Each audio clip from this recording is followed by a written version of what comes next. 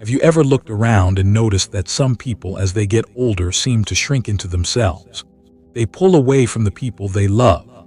Their world gets smaller and quieter. Their relationships turn cold. And the saddest part is most of them have absolutely no idea it's happening. They don't wake up one morning and decide to push people away.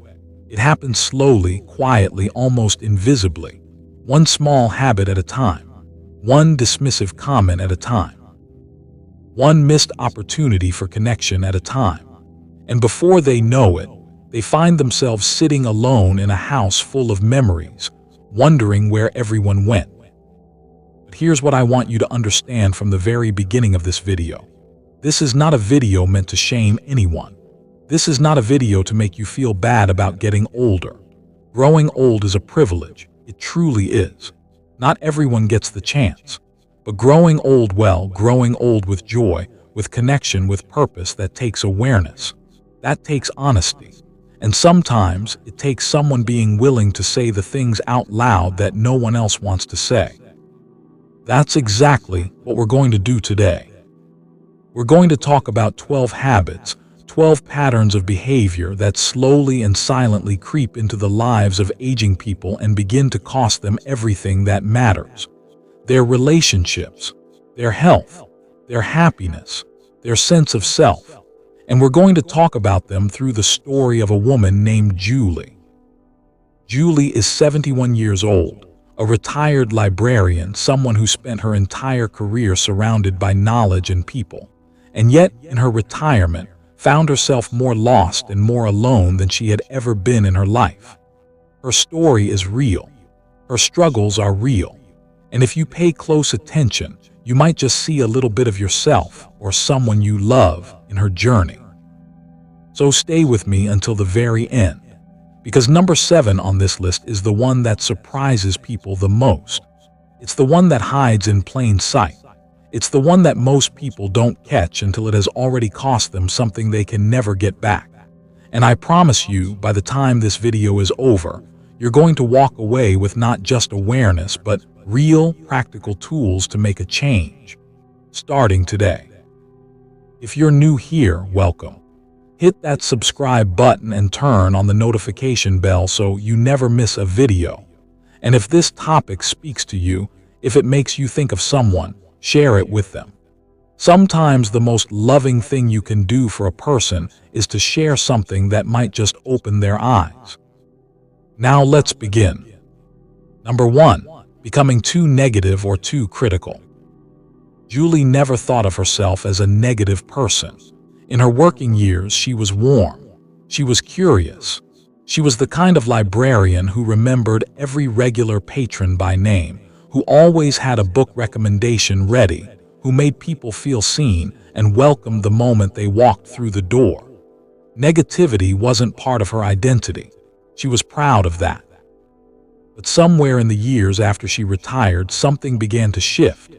It started so small she almost didn't notice it. A sigh in the morning when her knees ached getting out of bed. A frustrated comment about the news. A quiet eye roll when her grandchildren talked about something she didn't understand. Little things, harmless things, or so she thought. The problem was, those little things didn't stay little. They grew, they multiplied. They became a filter through which Julie began to see almost everything. The world was going in the wrong direction. Young people had no manners anymore. Things were better back in her day. The neighbors were too loud. The grocery store was always out of what she needed. The weather was never quite right. And every conversation, every phone call, every family dinner began to carry this invisible weight of complaint and criticism that Julie herself couldn't even see. What she could see eventually was that people were pulling away. Her daughter started calling less frequently. Her son kept his visits short. Her grandchildren, who used to burst through her front door with excitement, now seemed quieter around her, more careful, like they were walking on eggshells. And Julie was confused. She was hurt. She felt like the people she loved most were abandoning her, but she couldn't see what they could see. She couldn't see that every time they spent time with her, they left feeling heavier than when they arrived. She couldn't see that her negativity had become something they needed to recover from. Here is the truth about negativity that nobody talks about. It is contagious, and not in a good way. When you are around someone who is consistently negative, consistently critical, consistently finding fault with the world around them, it drains you. Even if you love that person deeply, even if you want to be there for them, there is only so much emotional weight a person can carry before they start to step back for their own well-being. And when the people around us start stepping back, we often blame them. We think they don't care. We think they're too busy. We think they've changed. But sometimes the truth is harder than that. Now, I want to be very clear here. This is not about pretending everything is fine when it isn't. This is not about being fake or forcing a smile you don't feel. As we age, life genuinely becomes more challenging in ways that younger people haven't experienced yet. Physical pain is real. Loss is real. The grief of watching the world change in ways that feel disorienting is real. You are allowed to feel all of that. You are allowed to express it. But there is a difference between processing your feelings and making negativity your permanent home. The shift happens when you stop noticing the good, when your brain becomes so trained to look for what's wrong that it stops being able to see what's right. And that shift doesn't just damage your relationships. Research consistently shows that chronic negativity is linked to higher levels of stress hormones, weakened immune function, poor sleep, and even accelerated cognitive decline. Negativity doesn't just poison your relationships, it poisons your body too. So what do? You start small. You don't try to overhaul your entire mindset overnight because that's not how the human brain works. Instead, you start with one simple practice. Every morning, before you do anything else, before you check the news, before you think about your aches and pains, you name 3 things you are genuinely grateful for. Not huge things, not life-changing things, small things. The coffee that's hot and exactly how you like it. The bird outside the window. The fact that you woke up. Because waking up, as simple as it sounds, is not guaranteed for everyone, and it's worth acknowledging. Then, when you find yourself in a conversation, make a rule for yourself. For every complaint you express, you have to follow it with something positive. Not to cancel out the complaint, but to balance it. To remind yourself and the people around you that life is not only made of problems. And when you're talking to your grandchildren, to young people, instead of leading with criticism or with how things used to be better, lead with curiosity. Say, tell me more about that. Help me understand why you love it. Be genuinely interested in their world, even when it feels foreign to you. Because that curiosity, that genuine interest, is what builds bridges, and bridges are what keep you connected. When Julie started doing these things, slowly, imperfectly, the change in her relationships was remarkable. Her daughter started calling more. Her grandchildren started lingering a little longer after visits. Not because Julie became a different person, but because she became a lighter version of herself. And that lighter version was someone people wanted to be around. Number 2, ignoring personal hygiene and appearance. This one is uncomfortable to talk about. I know that, but it's important, so let's talk about it honestly. There was a time when Julie took real pride in how she presented herself. She had a sense of style. She liked color, she liked accessories. She had a signature perfume she'd worn for 20 years. Getting dressed in the morning was a ritual she enjoyed. It was part of how she showed up in the world. But after retirement, that ritual started to slip. There was no office to go to, no patrons to greet, no reason, she told herself, to make a fuss. She started staying in her house clothes longer, skipping hair appointments, letting her nails go unattended, choosing comfort over care day after day. And she justified it the way many people do. I'm not trying to impress anyone. I'm retired. What does it matter? What she didn't realize, and what took her a long time to understand, was that it wasn't about impressing other people. It was about what she was communicating to herself.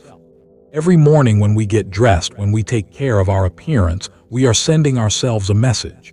That message is, I matter, I am worth the effort, I have a reason to show up today. And when we stop sending ourselves that message, something inside us begins to believe its absence. We start to feel invisible, not because others can't see us, but because we've stopped seeing ourselves. And yes, there are practical consequences too. When we neglect personal hygiene, when we stop paying attention to our appearance, it does affect how other people interact with us. Not out of cruelty, but out of basic human psychology. We respond to people who appear engaged, cared for, present. And someone who has stopped taking care of themselves often appears to others as someone who has given up, even if that's not the intention at all. For older adults specifically, there can be real barriers here that deserve to be acknowledged. Sometimes physical limitations make grooming more difficult. Sometimes depression, which is incredibly common and incredibly underdiagnosed in seniors, steals the motivation to care for oneself. Sometimes it's simply a matter of habit erosion, where the routines that used to structure our days disappear along with the job or the family responsibilities that once anchored them. Whatever the reason, the path back is the same. You start with the smallest possible version of the habit. You don't need to get fully dressed up every day, but you do need to get dressed. You don't need to spend an hour on your hair, but you do need to brush it. You take a shower. You put on clean clothes that fit you properly. You do one small thing that says to yourself, today matters and so do I. And here's what Julie discovered when she started doing this again. It wasn't just that other people responded differently to her, though they did. It was that she felt differently about herself. She felt more present, more engaged, more like the woman she had always been, rather than a faded version of her. That feeling, that sense of self-respect and self-worth, is worth every minute of effort it takes to maintain it. Number 3, becoming stubborn and resistant to change. Julie was not someone who thought of herself as stubborn. She was someone who knew what she liked. There's a difference, or so she believed. When her family started suggesting she learn how to use a smartphone properly, she resisted. When her doctor recommended she try a new medication approach, she pushed back. When her neighborhood changed and new people moved in with different customs and different routines, she quietly withdrew rather than adapting. She had her way of doing things. Her way worked. Why change it? The problem is that the world does not pause for any of us. It never has. And the older we get, the more the world changes around us while we stand still, and the wider the gap grows between where we are and where life is happening. Technology moves forward. Medical science advances. Social customs evolve. And the people we love, especially our children and grandchildren, they live in that moving world. They communicate through it, they connect through it, they share their lives through it. And when we refuse to meet them there, even partway, we don't just opt out of technology, we opt out of them. Julie didn't fully understand this until her granddaughter stopped by one afternoon and showed her the family group chat she'd been missing for months. There were photos she had never seen. Inside jokes she wasn't part of. Milestones she had missed entirely, not because no one thought to tell her, but because everyone assumed she was in the group and had seen it. She had been invisible in her own family's daily life without even knowing it. The resistance to change is understandable. There is real loss in letting go of the familiar. When the world changes rapidly, it can feel threatening. It can feel like the things you built your life on are being dismissed or erased, and that feeling deserves compassion, but it also deserves honesty, because the antidote to feeling left behind is not to dig in your heels and refuse to move. The antidote is to take one small step forward, then another, then another. You don't have to master everything. You don't have to love it. You just have to try. Let your grandchildren teach you. Let your children help you. And when you don't understand something, ask questions from a place of genuine curiosity rather than dismissal. You might be surprised what you discover. And more than that, you might be surprised how much your willingness to try means to the people who are offering to help you. When Julie finally said yes to learning how to text, her granddaughter spent an entire afternoon sitting with her, patient and warm and genuinely delighted to be teaching her grandmother something new. And that afternoon became one of Julie's favorite memories of that whole year. Not because of the technology, but because of the connection. Because saying yes to change in that moment meant saying yes to her granddaughter. And that was worth everything. Number 4. Hoarding and refusing to let go of clutter. Julie's house had once been a sanctuary. It was warm and welcoming, filled with carefully chosen pieces, books she loved, photographs arranged with intention, a few meaningful objects that told the story of her life. People walked in and felt comfortable immediately. They felt at home. But over the decades, things accumulated. Birthday cards she couldn't bring herself to throw away. Clothes she hadn't worn in 15 years but might fit again someday. Appliances that no longer worked but felt too wasteful to discard. Magazines. Boxes of papers. Gifts she'd received but never used. Duplicates of things she didn't need even one of. And slowly, without her fully realizing it, the sanctuary had become a maze. Getting from one room to another required navigating around stacks and piles. Finding something she needed took 20 minutes instead of 2. And having people over had become a source of anxiety rather than pleasure, because she was embarrassed by the state of her home but couldn't quite bring herself to do anything about it. Clutter is a complex thing. On the surface, it looks like a household management problem, but underneath, it's almost always an emotional one. We hold on to things because they represent memories, because letting go feels like erasing the past, because keeping something means holding on to who we were at the moment we received it. The birthday card from a friend who has since passed away, the dress worn to a daughter's wedding, the coffee mug from a vacation that feels like another lifetime. These things carry weight that has nothing to do with their physical mass. But here's what clutter costs us, beyond the practical inconvenience. It keeps us anchored to the past in a way that makes it difficult to be fully present. When your home is full of the accumulation of decades, it can feel like you're living in a museum of your own life rather than an active participant in your present one. And practically speaking, for older adults, clutter is genuinely dangerous. It is a significant factor in falls and injuries. It makes emergency situations harder to navigate. It increases stress and cognitive load in ways that are measurable. The path forward is not to throw away everything that matters. It's to be intentional about what you keep and why. Start with one small area, one drawer, one shelf, one corner of one room. Ask yourself honestly, does this item serve me in my life as it is right now? Does it bring me genuine joy when I look at it? Or am I keeping it out of guilt, out of habit, or out of a fear I haven't yet named? For things that genuinely meant something, consider passing them on with intention. Tell your daughter the story of why the dress matters and give it to her. Let your granddaughter have the necklace while you can still see her wear it. Give things lives beyond your home rather than letting them sit in boxes where no one can appreciate them. That kind of letting go isn't loss. It's a gift to the people who receive the things and to yourself, because it creates space. Space for you to breathe. Space for life as it is right now, rather than only as it was. Number 5. Losing patience with others too quickly. Nobody ever thinks of themselves as an impatient person, not really. We all have stories we tell ourselves about why our frustration is justified. The line is moving too slowly. The person is being incompetent. The situation is genuinely unreasonable. And sometimes those stories are true.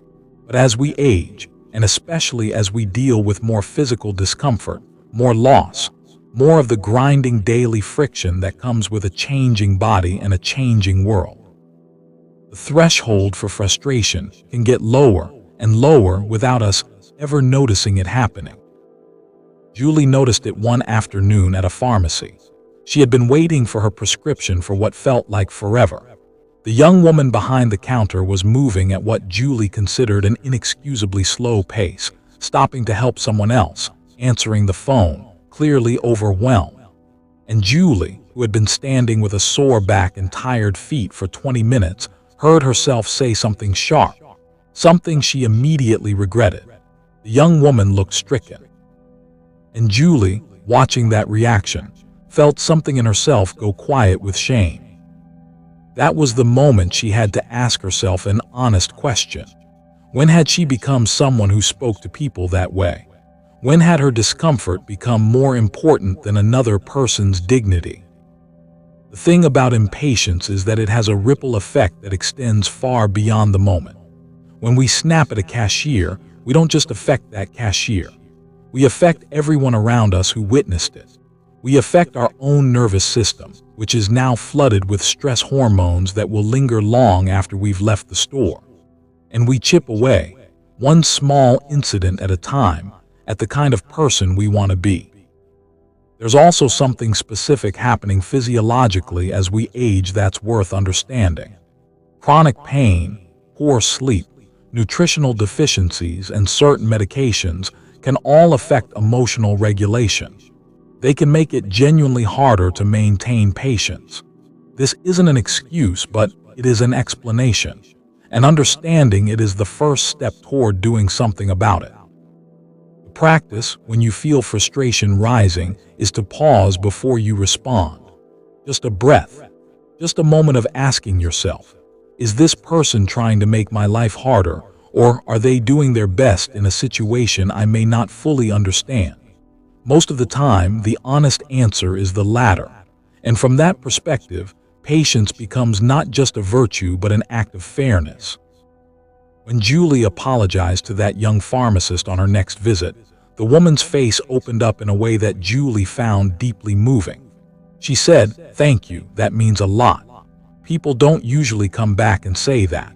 And in that small moment, Julie understood something she'd needed to understand for a while. The world is full of people doing their best, and the most powerful thing she could do for them and for herself was to meet them there. Number 6, overtalking and not listening. This one is subtle, and it's one that people with rich life experience, people who have genuinely learned a lot, people who care deeply about the people they're talking to, are especially prone to. Because the intention behind it is usually good. You want to share what you know. You want to help. You want to connect. But somewhere in the execution, the balance tips, and what was meant to be connection becomes something else entirely. Julie was a talker, always had been. She had stories for every occasion, advice for every situation, and a deep well of life experience she genuinely wanted to share. She wasn't showing off. She wasn't trying to dominate. She just loved conversation, and she had a lot to say. What she hadn't realized was that over time, her conversations had become increasingly one-directional. She would call her daughter and spend 45 minutes talking about her week, her memories, her opinions, her observations, and then say, "Well, I'd better let you go," without ever asking how her daughter was doing. She would visit with friends and realize, driving home, that she had learned nothing new about their lives because she had spent the entire time talking about her own. The moment it became undeniable was when her son said, gently but clearly, "Mom, I feel like when we talk, I'm mostly just listening. I miss actually talking with you. Not at you, with you." That sentence, as much as it stung, was one of the most loving things her son had ever said to her. Because he cared enough to tell her the truth, rather than simply pulling away without explanation. Listening is a skill, a real skill, and it's one that requires active cultivation, because the default, for most of us, is to spend the time when another person is talking either waiting for our turn or planning what we're going to say next. Real listening means putting that aside. It means giving the other person your full attention. It means asking questions that show you're genuinely curious about their inner world, not just their surface-level news. It means sitting with what they've shared for a moment, before rushing to respond with your own related story. For older adults specifically, there is sometimes a subconscious urgency to share, to pass on wisdom, to leave something behind. And that impulse is beautiful. But wisdom shared without listening first is not wisdom, it's a monologue. And monologues, no matter how brilliant, don't create connection. Conversation creates connection. And conversation requires two people, both talking and both listening in equal measure. Julie made herself a simple rule after that conversation with her son. For every 2 minutes she talked, she would ask a question and listen, fully listen. And what happened as a result astonished her. She started learning things about her children and grandchildren she had never known before. Their fears, their dreams, their struggles, their joys. Things they had been waiting for her to ask about. And the conversations that had been growing shorter and more obligatory became something she and her family genuinely looked forward to again. Number 7. Pushing people away instead of asking for help. Here it is, the one that surprises people, the one that hides in the most respectable clothing, because this habit doesn't look like a problem, it looks like strength, it looks like dignity, it looks like not wanting to be a burden. And those are things we celebrate in older adults, so who would ever think to question them? Julie had been fiercely independent her entire life. It was her identity at the deepest level. She had raised her children largely on her own after a difficult divorce. She had managed a household and a career simultaneously for decades. She had been the person people leaned on, the one who showed up when things were hard, the one who got things done without complaint and without asking for anything in return. Her independence was her pride. So when her body started to make things harder, when the grocery bags got too heavy and the jar lids wouldn't open, and the ladder she used to climb without a second thought now looked genuinely dangerous, Julie's response was to push through, to manage, to not say anything, to wait until no one was watching and then struggle through on her own, because asking for help felt like admitting something she wasn't ready to admit. And here is where the damage happened, quietly and completely invisibly. Because the people who loved Julie, her children, her neighbors, her friends, they noticed she was struggling. They offered to help. They asked if she needed anything. They reached out. And Julie every single time said, "No, thank you, I'm fine. I've got it." And after enough times, they stopped asking. Not because they stopped caring, but because she had made it very clear with every polite refusal that their help was not wanted, that there was no place for their care. And without intending to, without ever making a conscious choice to do so, Julie had walled herself in. She was managing everything alone and feeling entirely alone in doing it, and she couldn't see that the two things were connected. There is something important to understand here about what asking for help actually means, not just for the person asking, but for the person being asked. When you allow someone to help you, you are giving them a gift. You are giving them the experience of being useful, of being needed, of being the person who showed up for someone they love. That experience is meaningful. It deepens relationships. It creates the kind of bonds that are built on genuine mutual care, rather than only on obligation or history. When you refuse every offer of help, you are not just managing your own burden. You are denying the people who love you the opportunity to love you in action. And over time, that denial creates distance. It creates a relationship where one person is always the giver and one person is always refusing to receive. And that is not a sustainable dynamic. It is not a real partnership. It is not true intimacy. The shift required here is not just behavioral, it's philosophical. It requires redefining what strength means, because real strength is not the ability to need nothing from anyone.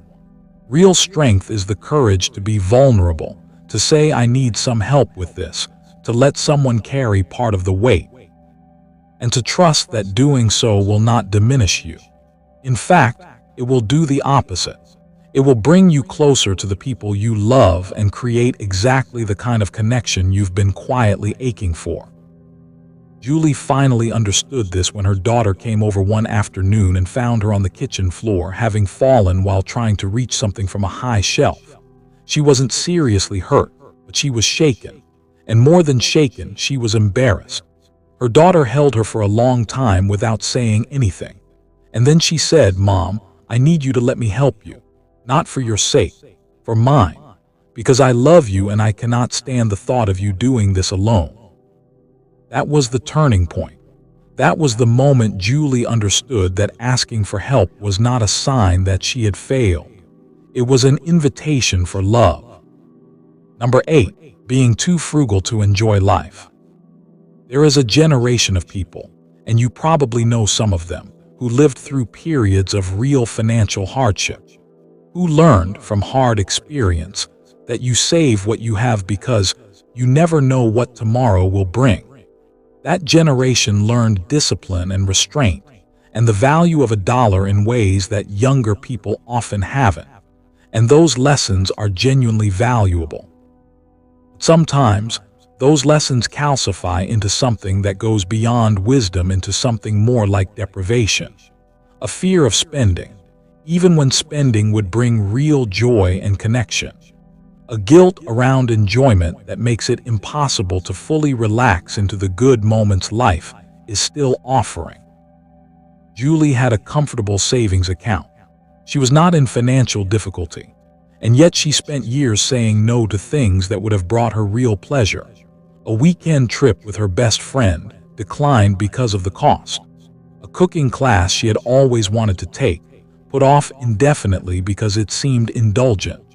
New clothes to replace the worn ones hanging in her closet, not purchased because there was nothing technically wrong with what she had. A dinner out with her grandchildren, kept as an occasional treat rather than a regular joy. And meanwhile, time was passing. Her best friend's health began to decline. The cooking class closed. The grandchildren grew up and got busy with their own lives. And Julie sat in her carefully managed financial security and realized, with a kind of grief she hadn't expected, that she had been saving for a future that was already becoming the past. Here is the truth that financial planners and retirement specialists will tell you, and that most of us resist hearing. For people who have saved responsibly throughout their lives, the risk in later years is often not that they will run out of money. The risk is that they will run out of time and opportunities to enjoy what they have worked so hard to build. The research is clear.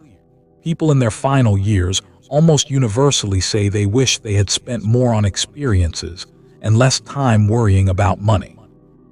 Experiences create memories. Memories create the story of a life. And the story of a life at its end is all we really have. This is not an argument for recklessness.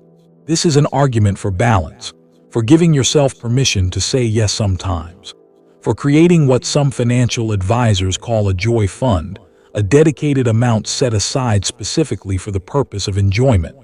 A trip, a class, a dinner, a concert, something that fills your life with color and warmth and the feeling that you are actually living, not just surviving.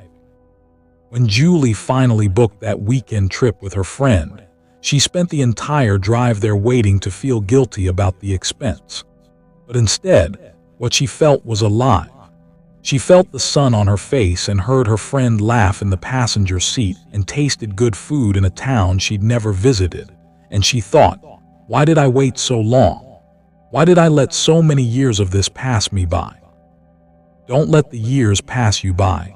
You have earned this. Your life is not a dress rehearsal that you're saving yourself for. This is the show. Be in it. Number 9. Neglecting physical health and avoiding doctors. Julie had a complicated relationship with doctors. She didn't distrust them exactly. She just preferred not to deal with them if she could avoid it. There was something about the whole experience, the waiting rooms, the forms, the conversations that always seemed to lead to new medications or new restrictions or new things to worry about, that made her want to stay away. She told herself she felt fine. She told herself she would go if something was really wrong. She told herself she was probably healthy enough. This is one of the most common and most dangerous patterns in older adults, and it tends to cluster together. Not just avoiding doctors, but avoiding exercise because it's harder than it used to be. Avoiding cooking proper meals because it feels like too much effort for one person. Letting sleep problems go unaddressed. Ignoring symptoms that seem minor until they aren't. Each of these things on its own seems manageable. Together, they create a slow erosion of health that is much harder to reverse than it would have been to prevent.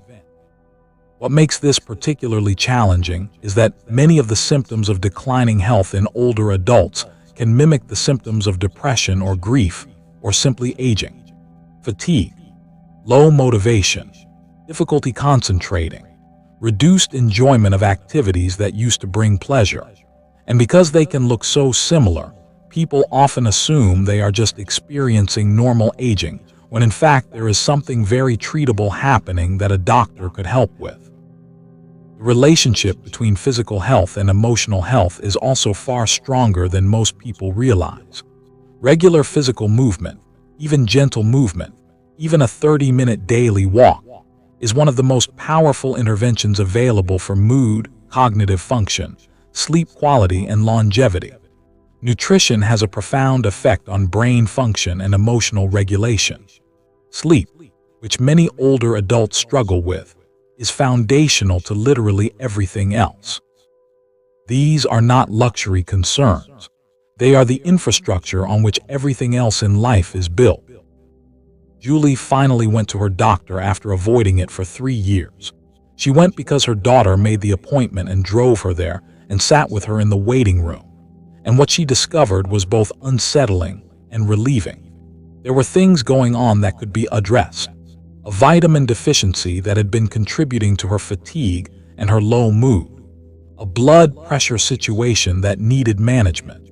And a conversation with her doctor about sleep that led to real improvements within weeks. She left that appointment feeling something she hadn't expected to feel. Hopeful, not because everything was perfect, but because she had information, because she had a plan, because she had stopped waiting for things to get bad enough to warrant attention and had instead decided that her health, her actual health, was worth prioritizing right now. You are worth that. Your health is worth that. Please don't wait until something is seriously wrong to take care of the body and the mind that carry you through this life. Number 10. Withdrawing from social life and community.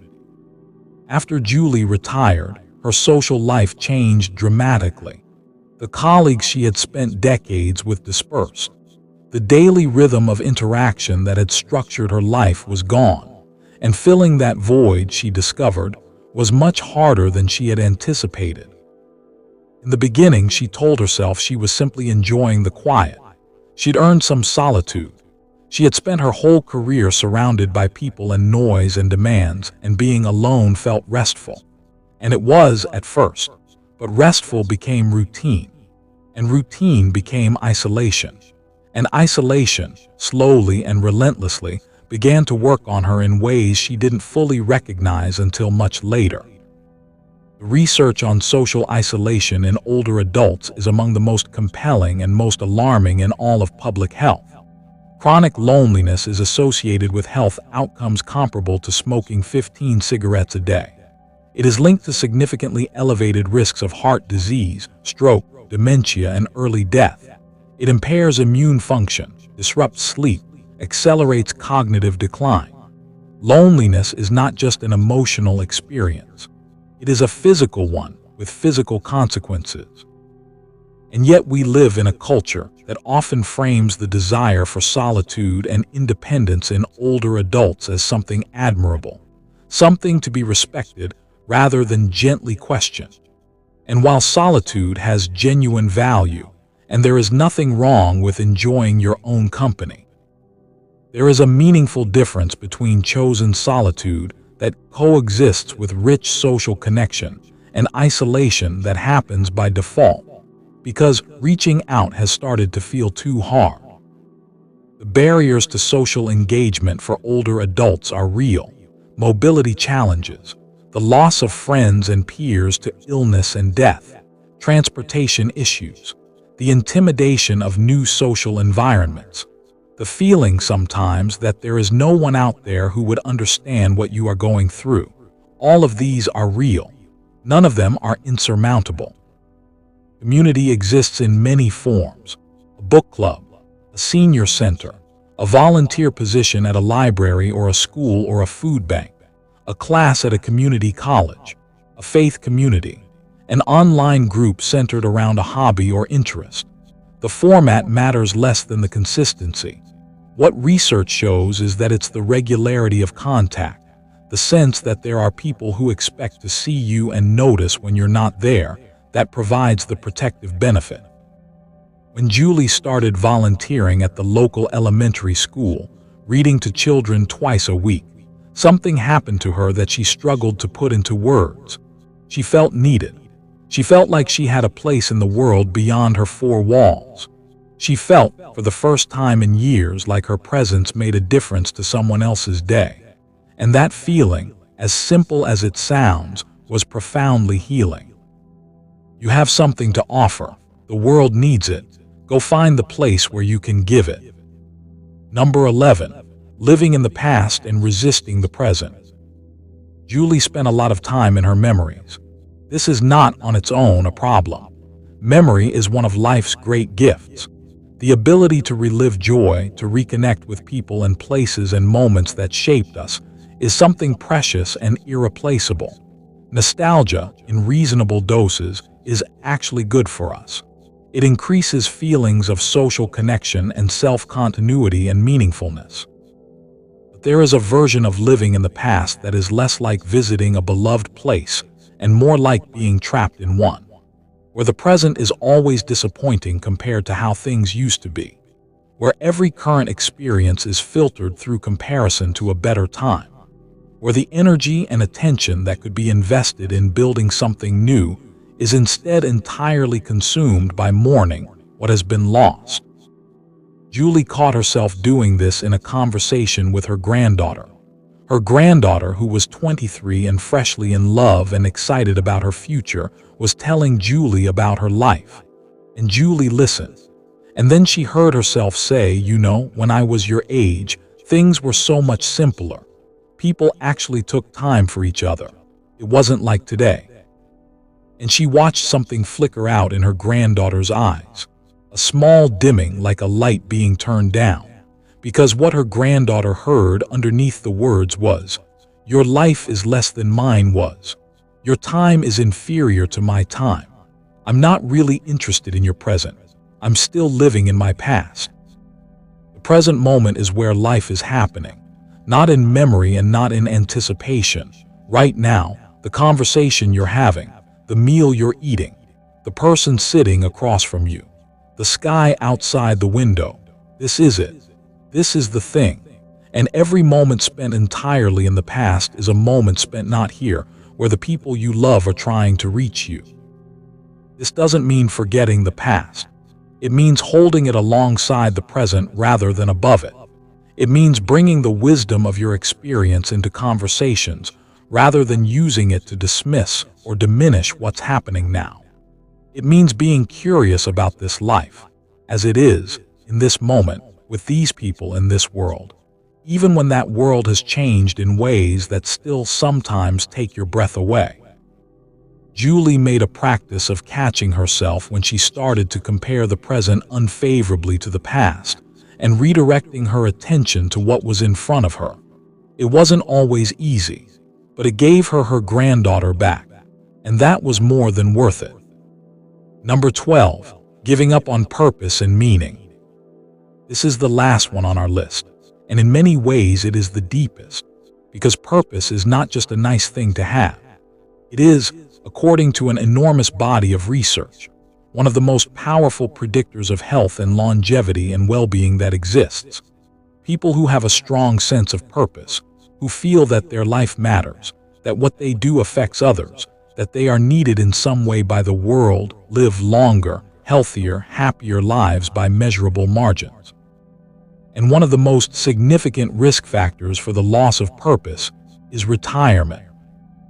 Not because retirement is bad, but because for many people, their sense of identity and purpose has been so completely tied to their career, to their role as a professional, that when that role ends, they don't know who they are without it. They don't know what matters to them. They don't know how to fill the days in a way that feels meaningful rather than merely time passing. And without that sense of meaning, everything else, health, relationships, mood, begins to quietly deteriorate. Julie sat across from me in my mind's eye a year after retiring and described a feeling I've heard many older adults describe. She said, "I feel like I'm just waiting. I'm not sure what I'm waiting for, but I don't feel like I have anything that really needs me anymore. My children are grown. My grandchildren have their own lives. I don't have my work. What am I here for?" That question, "What am I here for?" is one of the most important questions a human being can ask. And the fact that you're asking it means you're still in the game. You haven't given up. You're searching. Purpose doesn't have to be grand. It doesn't have to be a second career or a nonprofit or a book you're going to write. Purpose can be as simple as being the grandmother who always shows up, being the neighbor who checks in on the elderly man next door, being the person who grows tomatoes and gives them away, being the one who sends handwritten letters and makes people feel remembered, being the volunteer, the mentor, the keeper of stories, the person who remembers.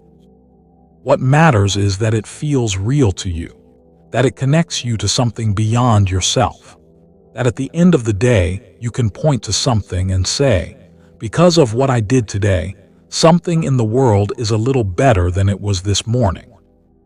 When Julie started tutoring adults who were learning to read, she found her answer to that question. She walked into those sessions every week knowing that what she was doing mattered, knowing that the person sitting across from her needed her, specifically, in a way that filled something in her that had been empty for years. And she walked out of those sessions feeling more like herself than she had since the day she retired. Purpose is not something that finds you. It is something you go looking for. And the good news is, it is always there, waiting for you in whatever form your particular life, your particular gifts, your particular heart is best suited to offer. So let's bring this all together. 12 habits. 12 quiet thieves that can steal your joy, your health, and your connection to the people you love if you let them go unnoticed and unaddressed. Negativity, neglecting your appearance, resisting change, holding onto clutter, losing patience, overtalking and not listening, refusing help, being too frugal to enjoy life, neglecting your physical health, withdrawing from community, living in the past, and giving up on purpose. None of these are sentences. All of them are invitations. Invitations to do something different, to choose one small decision at a time, a different way of moving through the world. Julie is not the same person she was when her story began. She texts her grandchildren now. She volunteers twice a week. She said yes to the trip and the class and the doctor's appointment she'd been avoiding. She listens more than she talks. She lets people help her. She wears her favorite blouse on a Tuesday for no reason other than because she likes how it makes her feel. She is not perfect. She would be the first to tell you that, but she is present. She is connected. She is here. And here is where life is. The challenge I want to leave you with today is this. Pick one. Just one thing from this list that resonated with you, that made you recognize something in yourself you've been meaning to address. And this week, take one small step toward changing it. Not a perfect step, not a complete transformation, just one honest, intentional step in a different direction. Because the life you want, the connection you're longing for, the sense of purpose and vitality and joy that you deserve, none of it is out of reach. It is right here. It is available to you right now, but you have to choose it, day by day, habit by habit, one small, brave decision at a time. Thank you for being here. Thank you for watching until the end. If this video helped you or made you think, please hit the like button. Leave a comment telling me which of these 12 resonated with you the most, and share this with someone in your life who might need to hear it. Subscribe if you haven't already, and I'll see you in the next video. Because it's never too late, not for any of this, not for any of you.